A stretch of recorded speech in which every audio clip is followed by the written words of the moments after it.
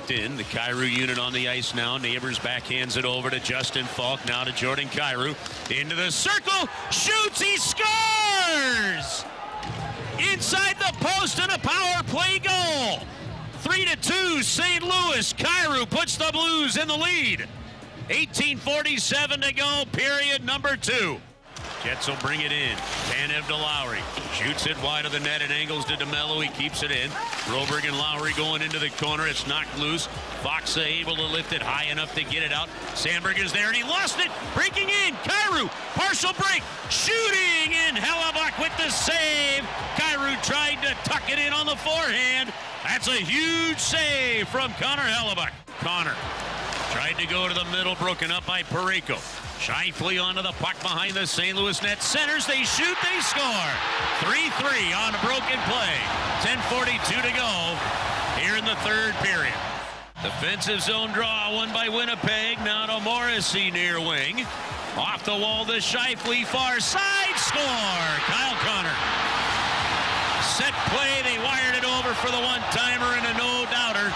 Winnipeg leading 4-3 with 1:36 to go in game 1. A line from Anchorman applies here. That escalated quickly as the Blues, who were leading going into the third period, gave up the goal after an opportunity to extend the lead on the power play. And then at the end of this one, Alex Iafallo evens this game up. Kyle Connor takes a late lead, and Adam Lowry makes the game look like it was more out of reach than what it was. Welcome, everyone, into our fourth period, our extended post-game coverage on your home for the Blues 101 ESPN, along with Grant Francis and Jordan Deacon. I'm Alex Ferrario. We are live up on our YouTube channel at 101 ESPN STL, as give you an opportunity to jump into the conversation with us, to jump into the chat over on our YouTube channel, 101 ESPN STL. And you can also text in our Air Comfort Service text line, 314-399-9646. And the mic drop is available to you over on the 101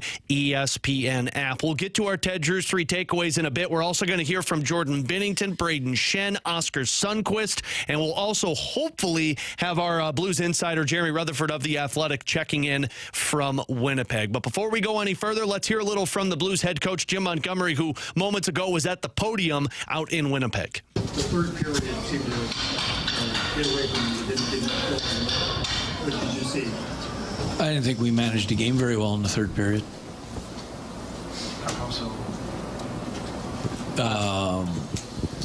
Penalties, puck management, a little bit of our emotions.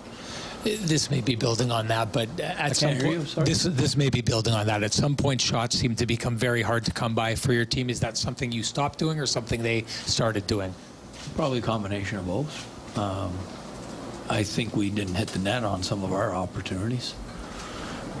Jim, obviously they put a lot of pressure on your breakouts, but what did you do wrong? What can you do better getting the puck out? I got to look the film over. You know, right now, I wouldn't have a real educated answer for you. I mean, both teams are forechecking. It's the playoffs. You're going to forecheck hard. I didn't think our puck management and decision making was quick enough. That said, when you were in your defensive zone, as the game went on, they seemed to be able to have a lot more puck control and extended control. Is there something that you could do better to, well, clearly, but is something, what could you do to kind of interrupt the momentum they were able to build in your zone as the game went on? Our habits weren't very good tonight. Defensively, we weren't very good tonight. We'll grow. We'll get better. Just your take on that breakaway save on Kyrou kind of late in the second, which obviously could have made it a 2-goal game. Do you feel like if someone could get up to, that might have changed the look of that game? It's a hard one to answer. You know, with the way we played in the third, I don't know if 2 would have been enough.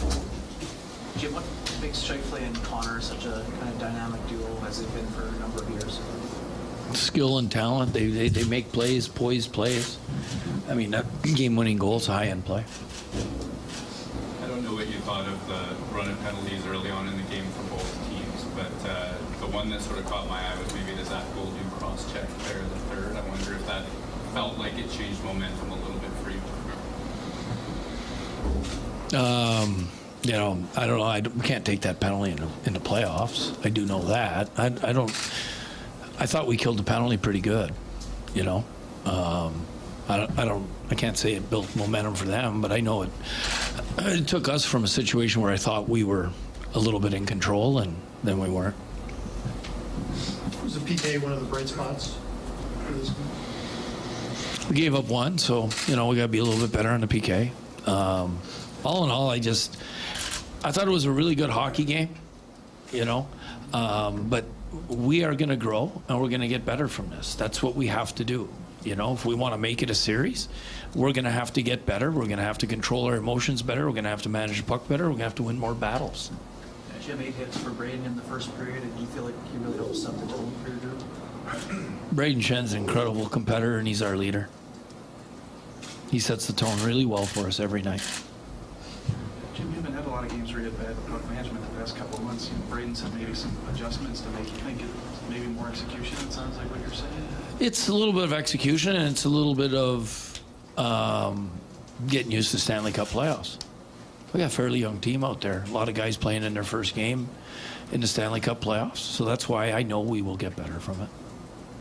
There you go. That's Jim Montgomery with the reaction from this one tonight out in Winnipeg. And we'll get some reaction from the locker room as well. We'll hear from Braden Shen, Oscar Sunquist, and Jordan Bennington coming up in our second segment. But now let's jump into our takeaways. It's time for tonight's 3 takeaways, presented by Ted Drewes. Real custard, real tradition. Ted Drewes. It's St. Louis. And it's not even a takeaway in this game, but I do think it's important to hear what Jim Montgomery said at the end of that availability with the media, where he said, look, this was the first game for a lot of these guys. It was the first game in 3 years for most of these guys. He said, we're going to take it, we're going to learn from it, and we're going to get better. And it'd be one thing if this was a trend for the Blues for the last 2 months of the season, where when one game goes poorly, then they start into another snowball. Like if the Blues were in the playoffs 2 years ago and this would have happened to where, at the end of the regular season, they were coughing up leads and they just squeaked into the playoffs, and then they get into the playoffs and this happened, I can understand a little bit more frustration and panic of like, see, this is the old Blue. How many times did we see this Blues team after a loss, which wasn't very many coming off of the Four Nations break, but when they would lose or when they would play poorly, how many times did we see them adjust on the fly? I think the only real stretch that you saw consistently that they were struggling was after the Dylan Holloway injury and after the 12-game win streak. The Winnipeg, Edmonton, Seattle game, that's when you could look at it and say, they looked like they were struggling. Tonight, I don't think they played poorly the entire game. It was the third period. And frankly, it was kind of the end of the second going into the third. And as Jim Montgomery said, you're going to take this and you're going to learn from it. Frankly, it's more impressive of how they opened the game, because Jim Montgomery had said pregame tonight that, look, us managing the first 10 minutes of this hockey game is going to be important, because a lot of these guys need to understand what playoff hockey feels like. And they did manage the first 10 minutes. I thought they were the better team in the first 10 minutes and scored on the power play. It was the end of the hockey game that now you got a taste of the postseason, and you got a taste of what postseason hockey is going to look like in the final 3 periods of this one. That's my first takeaway in this, though. The Blues did look run down a bit in that third period. It could have been a lot of factors. There were a total of, let's see what the final number was, 114 hits in this game tonight. The Blues had there were a total of 96. I was looking at penalty minutes. Total of 86 penalty minutes or hits in this game. 53 for St. Louis and 33 for Winnipeg. Some of the fatigue or the rundownness at the end of the game kind of felt like it could be because they were trying to hit everything that they could. And that can lean into being worn down a bit towards the end of the hockey game. You don't have to go out there and hit every single thing in sight. Shen with 9 hits. Alexei Toropchenko with 6 hits. Nathan Walker with 7 hits. Faksa with 4 hits. Frankly, that line, the WTF line, which has been so good for the Blues team this year, played 9 minutes and 34 seconds and only had a Corsi rating of 18%. Which Corsi rating, for those that don't know, it measures puck possession in the offensive zone. They didn't have a lot of that. Now, some of this could be matchups that what Scott Arniel got because they were on the home ice compared to the Blues being on the road. But, man, that third period, you can't get away with just 2 shots on goal in 1 period, especially against this Winnipeg Jets team. The other part of the fatigue that you could bring up in this one was special teams. It really did take a toll on the rhythm of this hockey game, not making any excuse at all. The Blues From Four Nations break until the end of the season, the Blues were the better even strength team than the Winnipeg Jets. The Blues had a plus 29 goal differential at even strength, and the Four Nations break on. The Winnipeg Jets had a plus 15. And the Blues showcased their ability to be the better even strength team in that first period. It's just it didn't carry over. And a lot of this was because you had 2 penalties called in that second period. You had 2 penalties called early in that third period, and then 3 penalties called in that first period. And we saw a lot in the regular season. When the penalties are called and the power plays start happening, it starts to take away that rhythm at 5-on-5. And it really showed tonight because Jim Montgomery just did not have the offensive pressure from the WTF line, nor did he have it from the Jimmy Snuggerud, Braden Shen, and Jordan Kyrou line. So I'm not sure what is the exact perspective on what happened in that third period, but it just felt like the Blues were run down and playing a lot of the protect hockey rather than the style of hockey that we're used to with this Blues team, and that's just go, go, go in the offensive zone. Second takeaway for me in this one tonight with our Ted Drews 3 takeaways. And again, we want your takeaways over on our YouTube chat at 101 ESPN STL. And you can also send them over via text 314-399-9646 on our Air Comfort Service text line. But second takeaway for me was the power play. And frankly, the penalty kill. Special teams may have sucked some of the rhythm out of the 5-on-5 play for the Blues tonight. But special teams also was the reason that you were in this hockey game. Their power play looked elite tonight. And this was something we talked on BK and Ferrario about yesterday that I thought special teams could have an impact on this hockey game. And it did until the Blues just let their foot off of the gas at the end of that third period. But you go 2 for 2 on the power play with 2 shots, and you just pounce on the fact that Winnipeg was being overly aggressive. On both power play goals, Winnipeg shifted the 4 guys to wherever the puck was at, and they were unable to recover in time when Thomas had the puck on his stick and Kyrou had the puck on his stick. They skate in, they take the shot, and beat Connor Hellebuyck point blank. And then also, you have the quick puck movement. That power play, specifically Thomas, Buchnevich, Bolduc, Snuggerud, and Fowler, it's really looking like a number 1 power play unit. Now, what will be interesting is how much more discipline comes into play over these next couple of games, because you always see, look, the whistles were very loose tonight. Frankly, I think the first 4 penalties that were called weren't even penalties. It's just the officials jumping into this. Typically, you see it loose in the early portion, and it starts to tighten up late. That gets you more 5-on-5 play. But, man, if you get 1 power play in a game that could extend the lead or take the lead, the Blues power play right now, unlike what it's been over the last 3 years, the Blues power play right now gives you the feel that they could score any opportunity that they step on the ice. And, Winnipeg doesn't have this overbearing penalty kill. I think they were league average in the National Hockey League this year. So they've got a unit right now. And then on the penalty kill side of things, I thought the Blues were really strong tonight. And it showed the injuries that have taken place. And this is why, to me, it was so big of that team not having Nikolai Ehlers and Gabe Vilardi. That's 2 of their best weapons on the power play. The power play for Winnipeg, they had 4 of them and 3 shots on goal, and they scored on 1, and it was a fluky power play goal on the side of the net that bounces off of Jordan Bennington's back. So special teams battle, you won that tonight. Now, did it come at the cost of losing your even strength rhythm? Absolutely, and that's something I'm sure Jim Montgomery is going to focus in on. But special teams-wise, you're in a good position to at least have some success going into the next game against this Winnipeg Jets squad.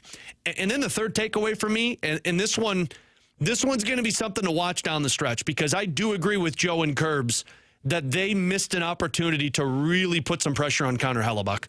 I mean, he looked loose tonight. He looked a little uptight, and his glove side is his weakness. Maybe just top shelf in general is his weakness, because that's how he got beat on that Kyrou power play goal. But, man, the Sunquist goal and the Thomas goal, they beat Connor Hellebuyck point blank, nobody in front of the net going on his glove side. He did look like he was dropping early. And that's at least an area that I'm sure they're going to be talking a lot more about going deeper into the series. Hey, top shelf on Hellebuyck, glove side on Hellebuyck, because this team's got elite shooters on it, whether it's Thomas, Kyrou, Snuggerud, Bolduc. You get the shot off, you're going to make him second-guess some things. But only getting 2 shots on goal in that third period when you were leading, only getting 6 shots on goal in the second period where you killed off 2 power plays from Winnipeg and still just really could not gain that momentum, That's going to be something that the Blues will have to pounce on once they go deeper into this series against Connor Hellebuck. Start shooting glove side, start shooting top shelf on him, and you'll find a way to at least start putting a little bit more pressure on him. Because I didn't think Winnipeg really did anything that was an oh wow moment. I mean, unless I'm missing something, Grant. I never really felt like it was, dang, how are you going to beat this Winnipeg Jets team? They looked vulnerable in this game. Yeah, I agree with that. And I think, I think when you look at the play of some of the Blues' top players, like Colton Parayko and Cam Fowler have been fantastic this season when they've been together. Yeah. I think they struggled tonight a little bit. Yeah, and, they did. Throughout a series, you're not going to have good games every single game. Like, I thought the Blues played a really good 40 minutes to start this game. They didn't play a full 60 because that third period, it really fell off. Winnipeg did. And they won because of it. The good news is, with how good Parayko and Fowler have been this season, I don't see this type of play continuing from those two. Yeah. Like, they had a rough one tonight. I don't know about you, but I get the feeling that they're going to bounce back and be just fine in this series. I think the first 40 minutes is what you're going to see more than the final 20. Yeah, I totally agree with that. And that's really where it feels like with this Blues team. And it's why Jim Montgomery, to me, is such an X factor into this. I mean, he has showcased his ability over, since November when he took over, the ability to adjust with this team. And if you just have the opportunity to work with them and find areas to fix, like, think about this. They really honed in on their defensive play over the last two practices that they had. What was it? Thursday and Friday they practiced. Thursday, he said, was a defensive heavy practice that they went through. I thought it worked in the first two periods. Like, defensively, specifically on the penalty kill, I really never felt like Winnipeg was in the dangerous areas. They had a couple of moments where they were cycling the puck and generating a lot of opportunities, but it never really felt like they were swarming you. It never really felt like, oh, geez, you just need to get out of this shift without giving up a goal. The third period is where that set in, which is why it just seems a little odd, because maybe it's just fatigue of this season. I don't expect that being in the playoffs. These guys seemed to be ready for this moment. I think some of this was just the fatigue of running around, hitting everything, trying to establish that physical presence. And the one thing about this Blues team, they don't need to force the physical presence. They have the physical presence. Like, you don't have to go out there and have 15 hits from one line. Fox, Toropchenko, and Walker are going to find them at some point. What made this team lethal for 12 straight games and really for 26 down the stretch was their ability to hold the puck in the offensive zone. And it wasn't from hitting. It was from winning puck battles along the boards. It was from making the smart plays, which that was something Jim Montgomery mentioned. We just weren't making smart hockey decisions with the puck on our stick. That's where they were so successful. So I agree with you, Grant. You're not going to see that game. And if you do see that game, then the Blues are going to struggle in this series. But they've adjusted on the fly very well this season. So those are our Ted Drew's 3 takeaways. And again, we want your takeaways over on our YouTube chat at 101 ESPN STL. Also on our text line, 314-399-9646. And you can also tweet over to me at Ferrario 101 ESPN. Let's do this. Let's take a break. We'll come back. We're going to hear from Jordan Bennington, Braden Shen, Oscar Sunquist, and hopefully catch up with Jeremy Rutherford of The Athletic out in Winnipeg. It's all on our extended post-game coverage, the fourth period, presented by First Community Credit Union on your home for the Blues, 101 ESPN.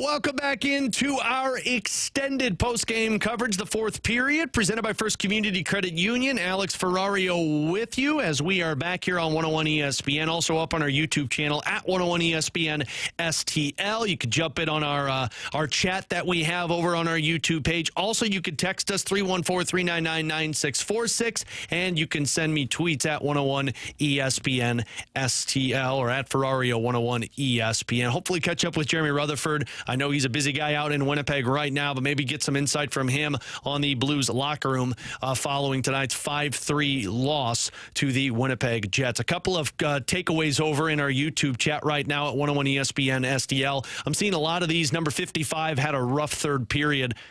I could be looking at this with blue-covered glasses, Grant. I don't know if I necessarily thought Parayko had a bad game. It just felt like they both got caught puck watching at times. You know, it felt as if Parayko and Fowler were playing not to make a mistake.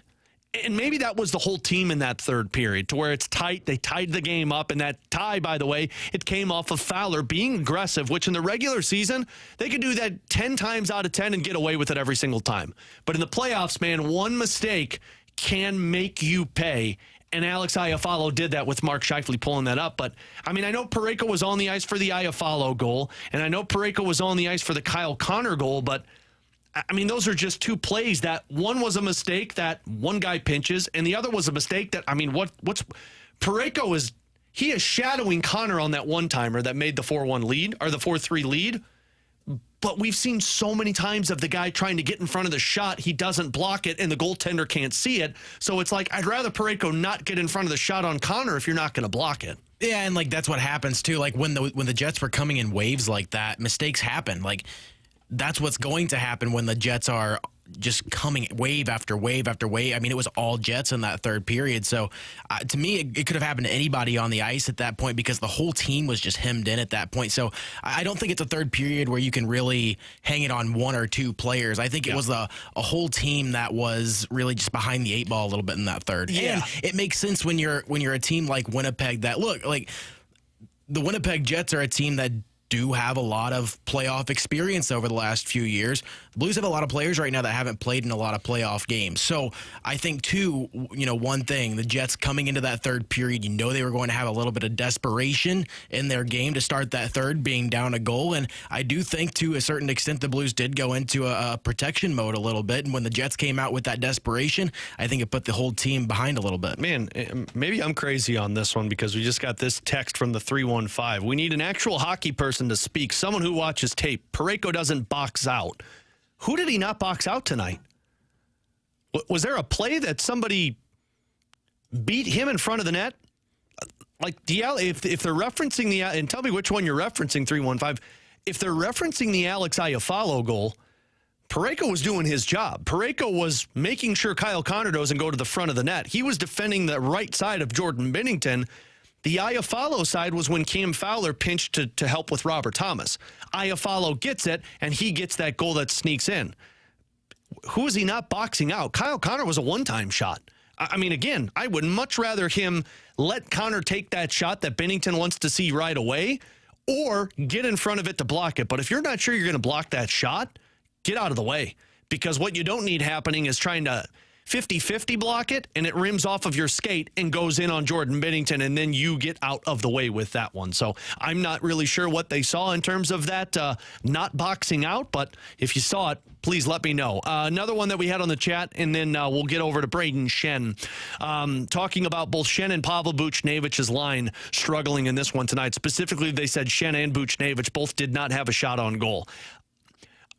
Pavel Buchnevich had 3 shot attempts in this one. All 3 were blocked. I actually thought the best line tonight was Shen Thomas and Jake Neighbors. I thought they were generating chances. I thought they were really good on the power play. Even at 5-on-5, according to Natural Stat Trick, they were the best offensive line in terms of Corsi rating, which is puck possession, scoring chances, and high danger chances. So they, to me, weren't the problem. But mind you, they were also going up against that Mark Scheifele line every chance that they could get. The Shen one, I'll be curious what Jim Montgomery opts to do. Does he keep it there to just keep the rhythm flowing? Or does he try and juggle that one up? Because they had 18% Corsi rating in this game tonight. They did not have a scoring chance for and had 6 scoring chances against. Now, I know Jordan Kyrou had a really good game. He had 4 shots on goal. Jimmy Snuggerud tonight had 2 shot attempts, 1 on goal, but Braden Shen did not have a shot attempt. That's where it felt like it was a Shen-type game, but 9 hits without a shot attempt just doesn't feel like Braden Shen. It felt like there was more emphasis on the physicality than there was on the offensive side towards the end. Well, and remember, too, that 8 of those hits came in the first period. So you're talking about after the first period, he had the 1 hit in the game. So I do think, though, there is something to be said, a player that had 9 hits in a game. When you have a player that's going into the playoffs and he has 9 hits in a game, that's an effective player in a playoff game. It's just a matter of making it work outside of the physicality. Yeah, well, and he also was leading by example. That was the conversation that you had with him on Thursday, talking about the younger players, and he's like, look, all these guys have played hockey. They know what they're doing. It's just understanding the moment that you're in and understanding and handling the pressure that is. Dude, that's not an easy place to play. It's one of the hardest buildings to play at in the postseason with the whiteout and everything. And Braden Shen's leading by example, like we've typically seen. But yeah, that's the one that I'll be interested in to find out kind of what they decide to do with it. Do they juggle it up because Sunquist, Joseph, and Bolduc didn't have a whole lot of offense either, but you just really haven't had much chemistry with any of those guys playing with Shen. And really the only guy that you could opt to put in is Texier, who hasn't played in a long time. So these are the decisions I always find so fascinating in the playoffs. It's like a chess match watching these two teams go against each other. Let's hear a little from the captain, Braden Shen. In the third period, what were they doing to keep you guys from getting anything going? Yeah, well, I think they obviously forechecked us well, and I think we're going to be a little bit better executing our breakouts and winning lines and getting to our forecheck game. So give them credit. They did a good job in the third period and learn from mistakes, and we're going to be better. How can you get better with the breakouts? You guys have been real good at it for a few months now. Adjustments. They're a team obviously that forechecks hard, and whether that's better support or better puck movement, or we'll see what the film says and go from there. But the early lead you got, is that the kind of game when you get a chance to go up, score 3 goals on Hellebuck, that you got to make the most of that chance? Yeah. Obviously, we didn't. Tomorrow's a new day, and it's going to be a long series. 2 good teams that play tight defensively, and like I said, obviously, would have liked to have a better third period, but move on and worry about game 2 and worry about getting better. What about in the zone when you did get down there, even in the second, third period? I mean, two of the goals came power play. How do you do more fire? Play to the goal line, possess the puck, hold on to the puck, and all starts with the forecheck at the stall. So obviously we need some stuff here to clean up, and we'll be better next game. To like the way the penalty kill looked. Yeah. Penalty kill was good. Power play was good, and we feel we can be better next game, and we will.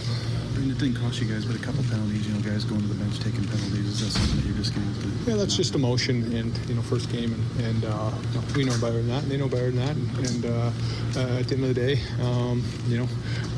just got to be a little bit, control your emotions a little bit more. And at the end of the day, we'll clean that up and we'll play them 5-on-5. Is that the kind of a lesson for the young guys can take away from this game? Is how to do that? Lesson for everyone. You have to control your emotions in the playoffs, and special teams are huge. And just I said, we'll be fine for next game. And obviously, game 1, a lot of emotion with the build-up. Big picture, how do you look at it? I mean, you could have won this game. You don't. How do you look at what you did? I mean, at the end of the day, you don't look back and you don't worry about you didn't win the game. We know that, and you move forward, and it's going to be a long series. It's a tough series, and you don't dwell on losses. You have to turn the page right away, stay in the moment, and be ready for another game, and come here for the split. And that's going to be another learning piece for this team. And Braden Shen knows better than most people do. Like, think back to those Dallas Stars and San Jose series back in 2019, or heck, even the 2021 series that the Blues had against the Minnesota Wild when they struggled in the first few games and had to switch from Husso to Bennington, and they went on the run. You can come from behind in playoff series, and you can learn from your mistakes. And again, this wasn't a game that it felt like for 55 minutes they were the worst team on the ice. It felt like for about 25 minutes, Winnipeg outplayed you. And outplayed you to the sense of, they got a couple of scoring opportunities that you made a couple of bad decisions. There were a couple of clears that the Blues weren't hard enough on the pucks of getting it out of the zone. All of those things can be corrected in one practice and one video session. This wasn't you looked like a team that you looked like what Washington looked like in the playoffs. Washington was a team that, if we remember correctly, got in as that 8 seed. They were, a minus 20-something goal differential, and they got beaten 4 games in that first round. That was a game where you looked at it and you're like, man, I don't know if Washington should be in the playoffs. I did not get that vibe in this one today against the Winnipeg Jets. It came down to a couple of mistakes that were made, a couple of bad decisions away from the puck that led to power plays for Winnipeg, and the inability to continue to put the foot on the gas in that third period and let Winnipeg push their way back into this hockey game. And look, 2 mistakes in the defensive zone is what led to Winnipeg scoring those 2 goals that made it went from a 3-2 game to a 4-3 game. Let's hear a little from Jordan Bennington after this one. Jordan, what did you see there in the third period where they were able to get in so much on you? We had the lead, and obviously they're going to press a little more, and that's just the game of hockey. But, I feel like we played a hard game. A lot of good things to take away from this game for sure. And it's just back to the drawing board for the next game. It's one game at a time, and we know that. It's whether you win or lose, you got to focus on that next game. So the effectiveness of the penalty kill, one of those pluses to take in this game? For sure. I think we were strong tonight on the kill, and at key times also, and then the power play was good too, finding ways to execute our game plan. So, yeah. You guys were so effective with your breakout passes and guys getting the puck out of the zone. It didn't seem like a lot was materializing with that, especially in the third. But, what could you do differently as a group to kind of help that? I think, just communicate and maybe take a look at the film here and come up with a good game plan for the next game, and just communication and get to your spots and trust each other. I think we'll be all right. So, for the young guys on this team, it's a good exposure to this to get them into the Stanley Cup playoffs. Yeah, absolutely. It is crazy atmosphere out there. It's loud, and obviously the whiteout is intense and could be intimidating at first. But I think we weathered the storm, came out playing well, and emotions get high sometimes, and I think we'll learn to, along the way, just keep our composure and just play between the whistles. You made 2 great saves early in the game on Conn. It's just tough to keep a guy like that off the board. Just what happened with his shot? Yeah, Shifley came around the top, and it was tough to find where he was through the traffic there. And, he's good at finding those holes, and he got a good shot off. So, it is what it is, and it's life of a goaltender. You got to regroup and focus on the next one. I think their first 2 goals are both deflections that you really couldn't do much about? Yeah, I don't even really remember them, to be honest. But it's a long series, right? So you just got to focus one game at a time. Not that you didn't think you could play with them, you knew you could, but does this prove that you can play with them even at this atmosphere? Yeah, I think we played a good game. Maybe not even our best game, and we were right in there. So, we've got a lot of belief in this room, and it's kind of time to reset and then just regather ourselves and refocus. We're refocusing, and the one quote that stands out to me there from Bennington was what he said in terms of, look, we played a really hard game, but we've just got to make sure we're in the right place at the right time and making sure that we're correct in our defensive positioning. It's one game, and you could find your way out of that hole. There's no question about that. And they played Winnipeg close all season. It just comes down to that one mistake, and you got to find a way to to pivot that one mistake to not allowing the Winnipeg Jets to generate more offensive zone time. Let's hear one more before we close it down and hear from Oscar Sunquist. Oscar, it seemed like the offense just kind of diminished as the game went on. I wouldn't say that. It's a tight game. It's two teams that playing physical and playing north. So it certainly goes up and down throughout games. I think we have to be better at managing when they're pushing forward. Oscar, what do you think happened in the third period? No, I just don't think we got enough pucks out. We weren't good enough on the lines. So that's something we look at and get better for next game. There are a lot of things in this game that you wanted to see. I mean, you guys, penalty kill is effective. You jump out to a lead on him.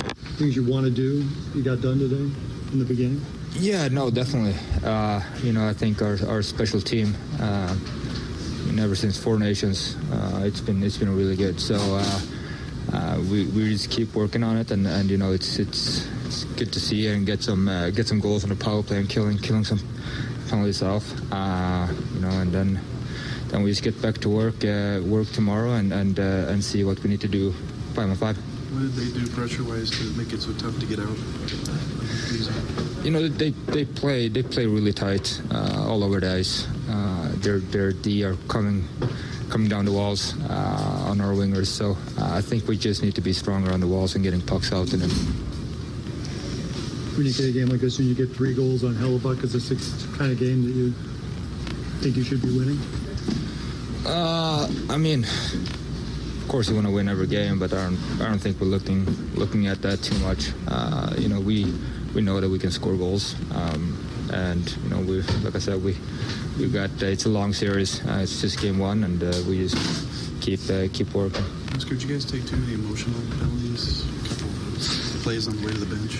Yeah, a couple of them, I think. That's how the game goes too.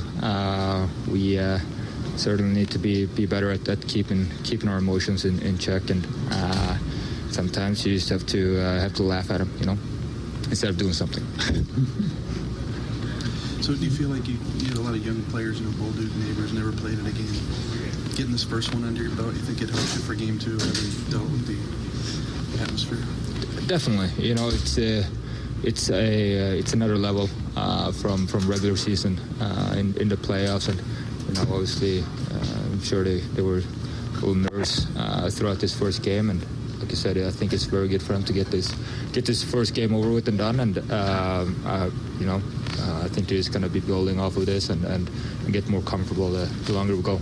How about that one from Oscar Sunquist where, talking about that penalty that Bolduc took. And look, a lot of people are honed in on that. You heard Jim Montgomery say, look, it's a penalty we can't take.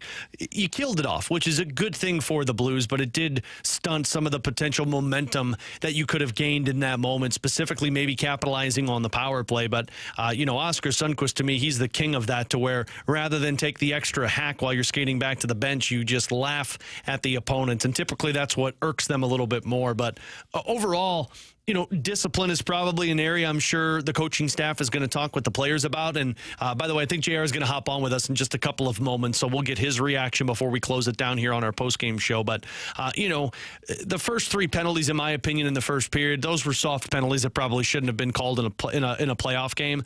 But you had 2 tripping calls, both on Parayko and Nick Leddy. You had the cross-checking call on Zach Bolduc. Those are all avoidable penalties to not put yourself in that position. And look, some of those you killed off the power play, so you didn't have to really worry about it. The other ones, it just took away that opportunity to build at 5-on-5 for the Blues. And before we close it down, we can talk about this because I've seen a lot of people bring it up. Do you make any changes to your lineup?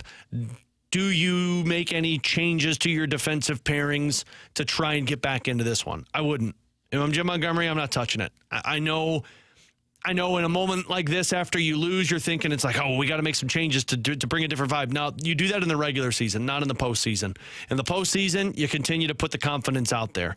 It was a 2-period performance that felt like they struggled. The 2-period performance, I thought that the Blues played well. 3rd period, they struggled a little bit. You roll it back out there. Do you juggle up some line combinations? Possibly. You throw a couple of guys on different lines. Yeah. I'm not going to take a Matthew Joseph out and put a Alex Texier in. I'm not going to put a Tyler Tucker into the lineup.